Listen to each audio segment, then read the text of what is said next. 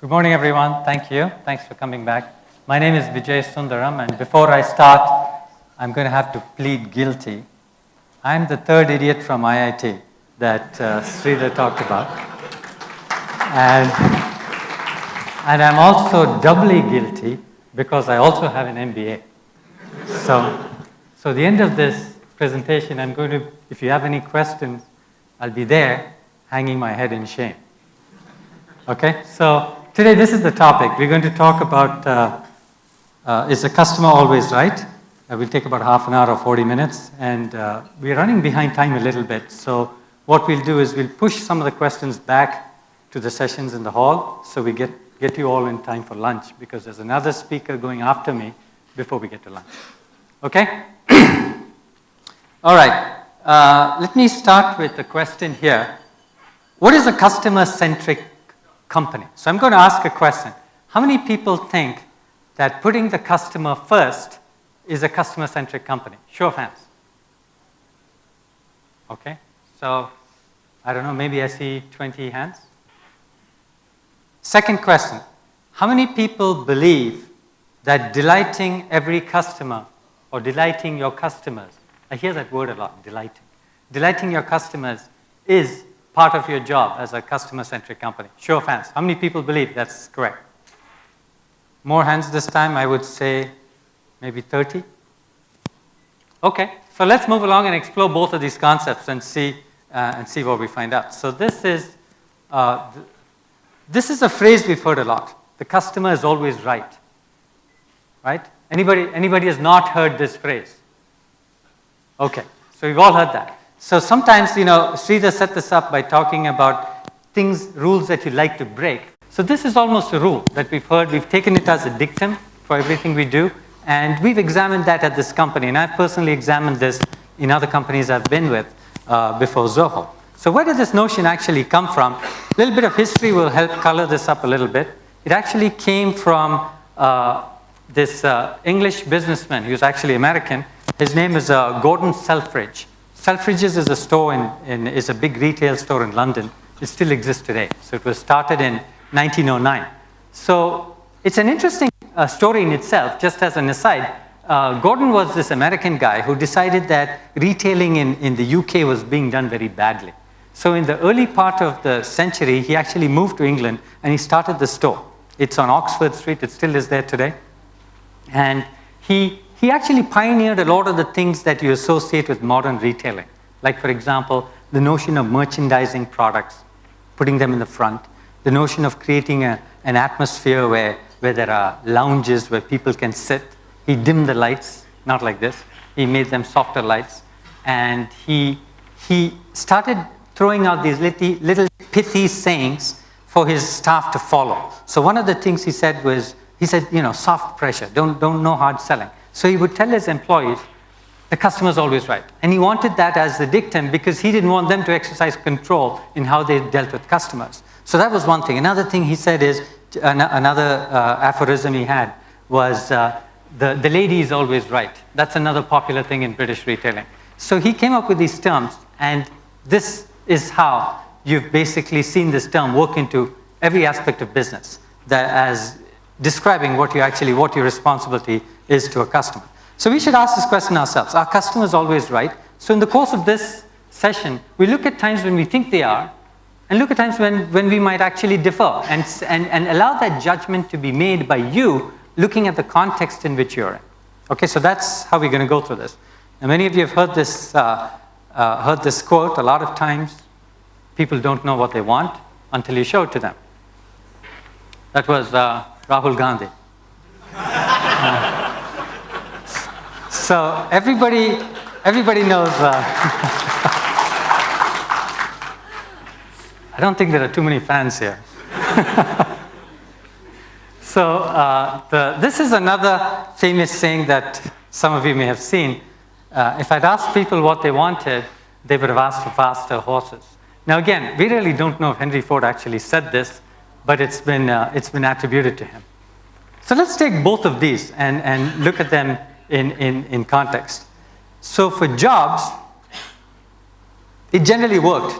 Most people agree that it worked for jobs.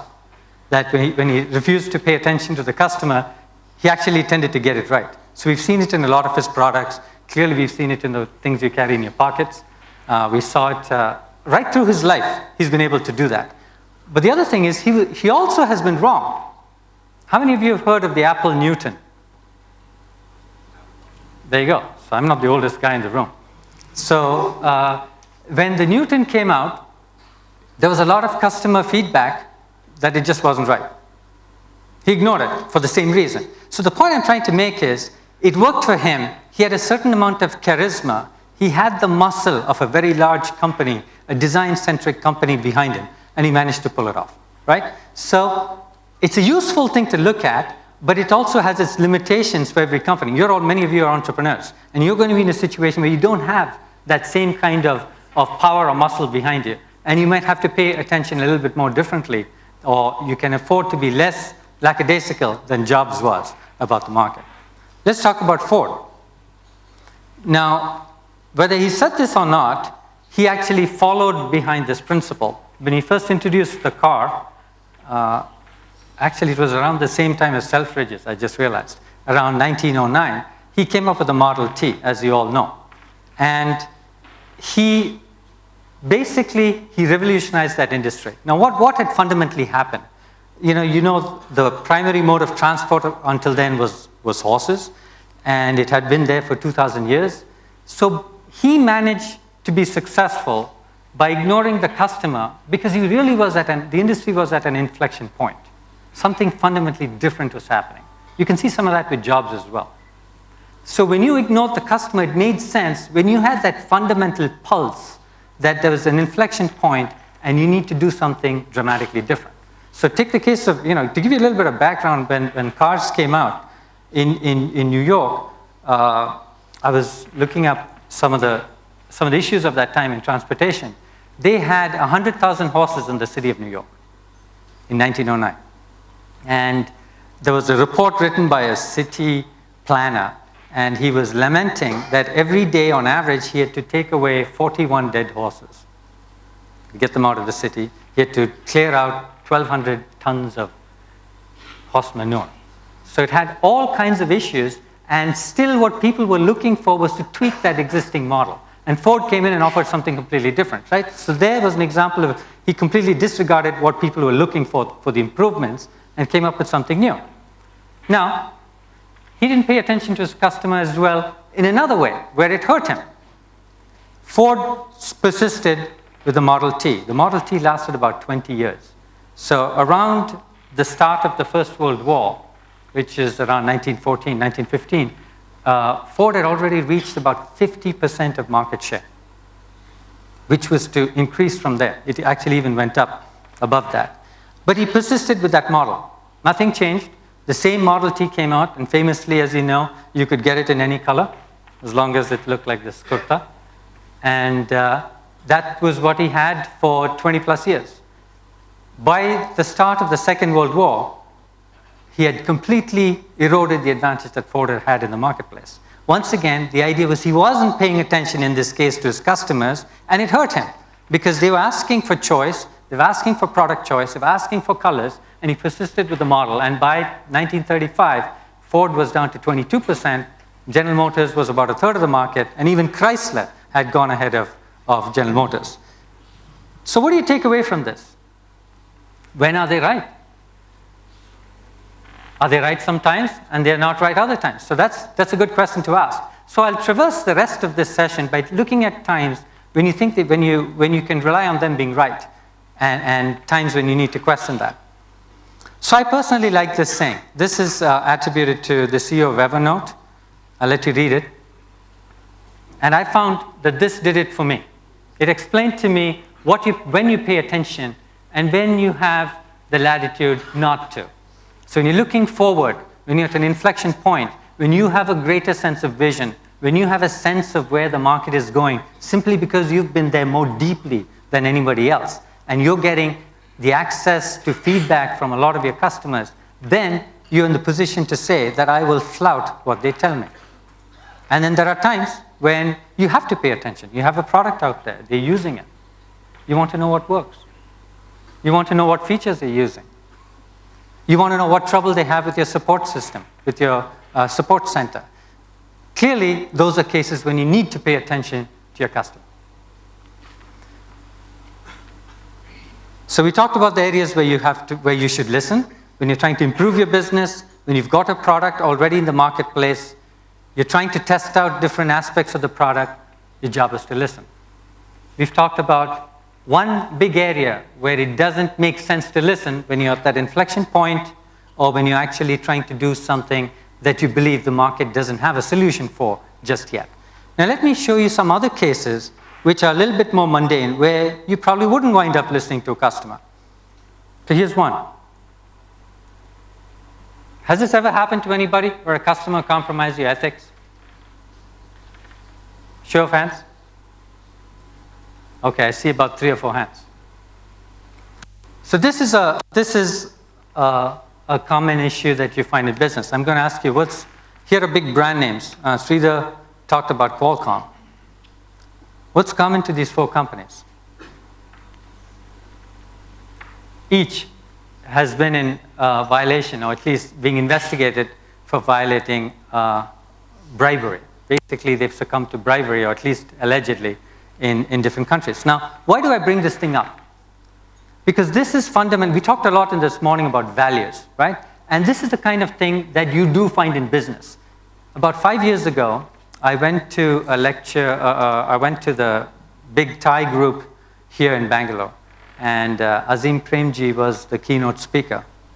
So he actually had a personal experience that he shared that left a deep impact on me. I mean, I had learned that lesson before, but coming from somebody of his stature, it really stood out. He talked about one of the early experiences that Wipro had when they actually had a government contract. And this was, I guess, post their Vanaspati business, where they were actually doing something more related to what they do today. I think he was doing some infrastructure project. And he was with one of the state governments. So he had already invested in the project. He had already put some power equipment or whatever the project was. And there was some demand for loose money. So he, as he narrated the story, he said he had to make a decision then. What do I do? So he said he decided to walk. And he decided that even though he had already made that investment, even though the equipment was there, he was paying for the rent, he had acquired it, and there was sunk capital cost, he decided to walk from it. Right? So you can see that how some of that has how that simple single decision has attributed the way his company grew and the values that he set up for his company. Now, I don't know much about Wipro beyond that, but I know the reputation the man has, and I know how his company is viewed. So you can see the values that have come out of that single decision. So there's a clear example of where he didn't listen to his customer. He went across, in fact, he shut that customer down. And that's what some of these companies should have done. These are all cases to do with corruption, typically in China or Mexico or Russia. Second example. Do you have situations where your customers actually make employees unhappy? Again, remember the first question I asked you. Is your job always to put your customer first? A lot of people argue now that that's not necessarily the right thing. You have a company to run. You have a set of dedicated people who follow your culture and who are willing to do the right thing. And you have an equal responsibility to your employees that actions from some of your customers don't make their life miserable, don't put their jobs at risk. I'll give you an example over here. So this was an interesting story from Southwest Airlines. Southwest is a no-frills airline in the US. Some of you may know that already. I'm going to tell you a little bit about that background because it's relevant to the story. So Southwest is, as I mentioned, it's a low-cost airline. And the airline industry, by the way, is one of the most unprofitable industries of all time. It always goes through ups and downs. It is hugely capital intensive. It is very unpredictable demand, exactly the kind of things you don't want in a business. And that's what they have. And so if you want to succeed in the business, you really need to have a very highly differentiated strategy. And Southwest was one of the best examples of that. So what they did is they knew they were a low-cost player. So they put together a lot of things to support that strategy. For example, they had only one model of plane. For the longest time, I don't know if they still do, they had only the 737. Why was that? You can see, right? They order in bulk. It saves training costs. The people train on only one plane, interchangeable parts, everything you can think of. They spend less time in the engine shop, all of that stuff. So they did many things like that. They when you fly on the plane, there are no meals. There were no assigned seats. So they had to completely change the way they assigned seats. You would come in sectors like 10 to 30, or they would put people into blocks, and then they would board you by blocks. And you could sit anywhere in the plane when you got in. Very different strategy. But all of them had a sense. They would never land in premium airports because airports land something called landing fees. And they would never land in a premium airport. So they always picked a secondary airport in a metropolitan area. And then they would basically use that. So they had multiple elements of their strategy which allowed them to make money as the low-cost provider. And they were hugely successful. They also didn't fly long haul because they wanted to turn around the planes fast. So all kinds of things. And there was a lady that flew Southwest, and she used to keep writing to them after every flight she took. She was a customer, loyal customer, I guess. And she would keep writing to them and telling them how they didn't have food on the plane, or how they didn't, the planes, there's no assigned seating, and she was basically complaining after every trip. And she would keep sending these letters to the support staff. And in fact, they had a name. They used to call her their pen pal because she penned a letter every time something happened. So one day, one of the support employees decided, you know what, I had enough of this. I'm going to bump this letter up to the CEO. Let's see what he thinks. She keeps sending this to us all the time. So he sent it to the CEO, and Herb Kelleher. And he took 30 seconds. He took 60 seconds, and this was his response. I'm going to read it to you. Dear Mrs. Crabapple, we will miss you. Love, Herb. So this was an example of, for him, it was very clear. He understood. This was his business. There are two things going on. She doesn't understand. She's coming against the strategy that I have for this company. And more important than that, it's coming the way of my employees. So don't be afraid to tell you certainly will, I hope that's her name, by the way. But you'll certainly have crab apples in your business. You need to identify them. And basically, you need to cut them.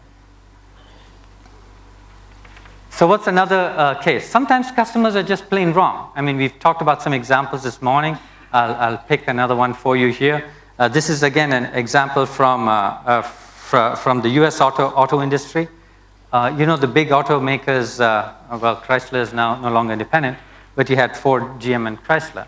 And they have, I'll tell you a little bit about this because you can see how making wrong choices or acceding to the demands of specific large influential customers basically takes your business into the ground. So all these companies had big fleet sales. So fleet sale is basically selling to a bulk customer. So it's typically rental car companies or limousine companies or governments and so on. So basically they buy cars in bulk, and they buy a large volume of cars.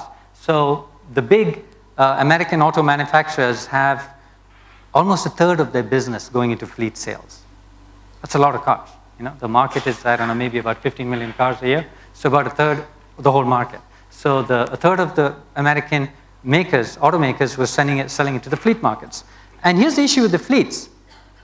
Look at their business model. They look at the rental cars. So what do? They get these cars. They don't really want very expensive cars, but they want new cars. So they get cars in, and within 2 years they need to turn them around. Why? Because they don't want maintenance costs, right? And the customers who rent cars want new cars. They like to have cars with low miles on them. So they would basically turn the cars over. And so that now consider the case of the auto manufacturer. They're selling these cars. They know the cars will be turned over, and they know the cars are low-frill cars. So if the cars are turned over in 2 or 3 years, what happens to quality now? How much do you worry about the quality of the product? It actually gets worse. The fleet companies, once they started getting more and more clout, buyer clout, as they call it, they started to basically dictate their terms. They basically would get the auto manufacturers to buy back the cars after 2 or 3 years. So think about that. So these guys, to close business now, are selling them these cars. In 2 or 3 years, they were buying it back at a very high residual value because now that's a negotiable. That's what's going to be negotiated by the fleets before the cars are sold, because they have to buy back the cars at a high value. And then they put them back on their dealerships to sell them as used cars. So look at the number of ways that decision destroyed their competitiveness. Quality, one. Capital, they had to buy back the cars. Talk about market share. When they got these cars back, what actually happens? Now you have used cars that are almost new, 2 or 3 years, sitting on the dealer's lot. And they're competing with the new cars that are going to be sold. Many of them may be the same model or not much different. What do? Completely destroyed the business. So here's an example of a customer being absolutely bad for your business or wrong for your business. Next one here is another example of a customer bad for the business. I'll tell you some of the things, some of the reasons you see. We've talked about some of these. You have customers, if they don't like your product, they're not happy. And you have consequences. When a customer is not happy, you churn the customer. So you got to figure out, a lot of businesses are worried about churn rates. A lot of businesses have people who are delinquent, who pay late. Many of the new software businesses are in a subscription model. A subscription model requires that people pay you on time, because you're basically deferring the investments that you've made over time. So it's very important for you to understand when those payments are made, why they're not getting made. And when you have the wrong customer, or if the product is not meant for them, that's going to reflect in the way your payments are made, in the number of times they call your service center, in the way they clog up your business. So if they don't see the value, the other thing you'd find from such customers is they're basically going to become hagglers. They're looking for the lowest price, or they're simply looking to get the next discount. So ultimately, they wind up damaging your reputation. And now think about it. Think about the aphorism we started with, delight your customer. Ask yourself if that's what you want to do. Do you want to delight these kinds of customers? No. So let's come back to the question of what really makes now. Actually, before that, I'll touch on this one more thing of how you listen. So how do you know whether these customers belong, what kind of feedback you should take and what you should not? Now that you've decided that you have to weed out some customers, how do you decide what you should listen to? So marketers talk a lot about a couple of ways you can get information from a customer. So the obvious one is the customer tells you. So this is, you run a survey, you ask them things, you have interviews, things like that, direct methods. So we call that, they declare, the customer actually tells you what their needs are, what the issues are. The other example is what marketers call, or marketing researchers actually, called a revealed preference. A revealed preference is what the customer really wants. It's oftentimes not reflected by what they tell you. You have to intuit that. And when you actually design your product or you design your capabilities, there's always, the real thing you're trying to understand is what your customer is actually, what do they actually prefer rather than what they tell you. So there's a lot of thinking that's gone in uncovering revealed preferences. And today, it's actually much easier to do than before. A lot of it is because, especially in the technology world and software, you have subscription models. You have agile programming. You have releases that come out really fast. So it's easy to go through a cycle like this. It's easy to refine a product, test it out, come back and see whether there was acceptance, and put it back in the market. And you could basically uncover those revealed preferences I was talking about. So we do that a lot with pricing. You try out a price, in weeks or even less, you can see the reaction to it. Okay, we have a model that gives the product away for free users, right? So what happens? Should we do 25? That's a common question that we have in this company. What should we do? We have a model, as we discussed earlier, where users can try the product out, try it for free. So what should be that level of freedom, or level of free rather? And how should we decide that? So we do that all by actually a process that looks something like this. We refine the product, and we do the same for product features as well. Refine the product, test it out, come back. And when you ask customers, you often don't get what you want, because everybody's going to tell you they want the product for free. So you put it together, you see the response to the market, you see the uptake, and then you understand what's the right decision to make. So that's a practical way to deliver things that marketers for the longest time have tried to do through all kinds of psychological experiments. In the world today of software being delivered on demand, it's actually very easy to do. Remember, the customers ultimately, they vote with their wallets. So that's what we're trying to get at. So let me come back to the question I started with. What then is really a customer-centric company? Now, how many of you at this would actually think that serving every customer or delighting every customer is still something that makes sense? Let me see the show of hands and see if I've had any impact at all. Who thinks that we should still delight every customer when we, well, you're flattering me. I don't see any hands up. Okay, thank you. There are a few. So that's what I wanted to leave you with. You know, I've been in business a long time. I started a company myself in the late 90s. It was a subscription business, and it was a business. The word subscription didn't exist. The word SaaS and cloud didn't exist, but that was our model. And when we put it together, it basically put the supply chain of companies in the cloud. So a company like a very large importer has a very complex supply chain. So they import from multiple countries. They deal with all kinds of parties like brokers and customs brokers and freight forwarders and stuff. And putting all that information on a cloud platform was the company that we started. When we went to the first few customers, our first customer, believe it or not, was actually Walmart. It took us a year to close that customer.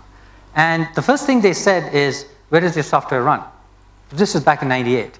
So everybody ran it on we had our own data center. Can you believe that? A startup trying to have its own data center. And the immediate reaction was, we can't put it on your data center. Who are you? And you need to put it inside our data center. So we talked earlier this morning about the word conviction, right? So the three of us who started this company had seen all the maladies of licensed software. We'd seen all the problems it caused in everything from internal to external, not really getting a pulse for the market. And we decided that's what we were going to do. Before we knew what product we were making, we knew that was the model. So we actually didn't budge. We were ready to walk. This was the largest company in the world at that time, trying to buy our product. And we actually were ready to walk. And we told them that. We can't put it in your data center. This is our model. So they came back to us 6 months later, and they were our first customer. So it's an example of conviction, and it's an example of not paying attention just because the customer seems to be big or important or the most important thing for you at that point in time. So let me surprise you a bit. We've talked about this. You don't bend backwards for every customer. You don't delight everybody. In fact, what customer service is about, and this would surprise you, customer-centric company is actually about differentiating your service. It's not about giving good service or fantastic service to everybody. You need to find out the customers who are actually bringing value to your business, and you need to make sure that they get the best service. And you have to make sure that every customer gets what they, not exactly what they want, but what you think is just right to keep them happy and engaged with your business. Now let me tell you why. I mean, this is counterintuitive, but there's a certain asymmetry that market researchers have understood. If a company really excels itself and does superlative service, the positive feedback you get from the customers does not match what you get when you have bad service. In other words, bad service has a much greater response than exceptional service does. That's a fact. That's why companies had the hardest time going onto social media channels, because the first thing you would hear there was complaints. The first thing you'd hear is something that didn't work in the product, right? So that's one reason to understand that what you need to do is cover the base. Every time you overserve a customer, if you have, like most companies with limited resources, you're underserving somebody else, right? So you have to make sure, and remember the asymmetry. So your role is to make sure that the customers that bring in the value are the ones that are not underserved. And how do you do that? Do you even know which customers have value in the business? And that's the next thing. How do you become a customer-centric company? So basically, this is a combination of information and organizational culture. So I'll share with you a couple of things here. So the first thing is you even need to know who are your most valuable customers. And most companies don't know that. I've been a consultant for a number of years before, and I've worked with the largest financial services companies, and they don't know it. They will know their high net worth customers, but they won't know for most of their products who the most valuable customers are. And a lot of it is to do with measurement. There aren't the right measurement or metrics in place. Now, with a subscription type of model that we have for software today, this is pretty easy to do. It's no longer an esoteric science where you have to churn big data to get that answer. You can actually look at durations of the duration of your customers, how long they're with you, how much they pay per month, kinds of things that are available at your fingertips. So there's a notion of customer lifetime value that is, again, getting a lot of currency. There's a book called Customer Centricity by Peter Fader, and I would recommend that because he really understands what customer centricity means, how do you measure these metrics and value, how do you build it into your business. The last piece is the integration of it. So you have these measurements, how do you put it to use?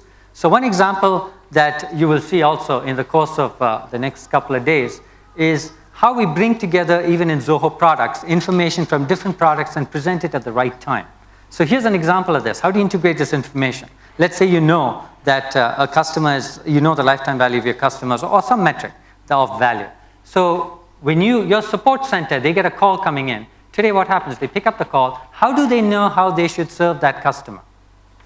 If their dictum is give everybody the time of the day they have, and you get a big whiner on the phone, and this whiner is actually the guy who's been delinquent on payments for the last 6 months, and who actually has been hitting your support center every other day, is that the person you want to give the best service to? And the reason you can't do that today is because your systems aren't tied together. So one of the things that, what I mean by integration is, you have this information maybe sitting in a CRM system somewhere, and you have to do two things. You have to link the systems, and you have to change the organizational behavior. The people in the support center need to know that when I deal with certain types of customers, I have information on my fingertips, and I should use that.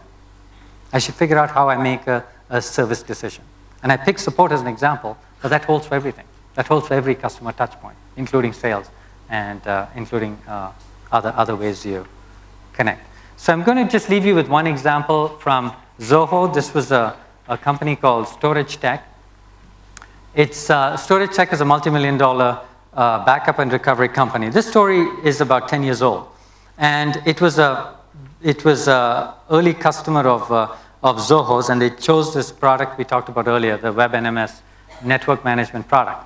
So it was an exciting time for the company because a big customer. They had I think $250,000 to spend. So, and they had to spend it that year, which we found out later. You know, they had to spend that money that year. So they picked this product. They wanted whatever they can because there was a budget. So they just wanted to take this, get it done. We put 10 people on this, started implementing it, and suddenly, a couple of months later, the vice president of engineering changed. A new guy came in, and he pulled the plug. He said, well, he canceled the product. I call it a fickle reason. Actually, it was because he didn't want a product from an Indian company. So I don't know what his issues are, but that's what we found out. So we had to walk out. The team had to be shut down. And Sridhar told me the story the other day. He said it was Thursday, and the team, 10 people, had been working on this for months. They had to shut down. So he actually asked them to take Friday off and come back to work on Monday while he thought about what he should do. So look at the story behind this. Large customer, you feel you should keep them and see what they do to your business. You've put a lot of stuff in place for them, but things are like this. You have political reasons why decisions are made, and that impacts what you do with these customers over time. So sometimes there's an opportunity in this. In this story, there actually was an opportunity in this. So when the engineering team came back on Monday, Sridhar was telling me, he told them, I have a new job for you. I want you to go and build a CRM. So they went from network management to CRM, and that actually was the first launch of the Zoho. One of the first Zoho products that came out was launched that way. Today it's the biggest product. And the point I'm trying to make is sometimes something that appears calamitous winds up being an opportunity. In this case, so it's not that you have to save every customer account. You have to look at it and see, is it taking my business in the right way? Are they making the decisions the right way? So there's a small epilogue to this story. Apparently, the solution that they picked didn't work. They picked another provider, and it didn't work. So they actually came back and asked Zoho if you come back and do it. And I think this time, Sridhar chose to walk away. So that's a fitting ending to that story, I believe. So I leave you with that. And my colleague Sridhar Iyengar is going to come in next, and we'll take you to lunch after that. So we'll take questions right after that, and see you at lunch if you have anything more. Thank you.